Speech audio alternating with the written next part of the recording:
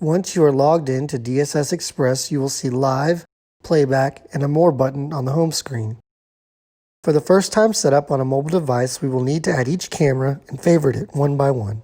Once they are saved into a favorites folder, we can use that as a quick launch. Go ahead and select Live. Select an empty video channel by double tapping the plus symbol in one of the empty gray boxes. A file tree will come up with a list of your different camera views. Select the first camera, and once it is loaded, press the yellow star button to add it to your favorites.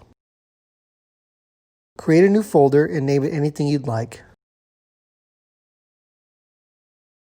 Now that camera is added to the favorites. Add the remaining 6 cameras by following the same steps.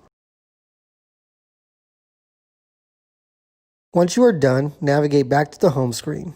On the home screen, select the More button and then click on Favorites. Click your folder, select all the cameras, and press Preview.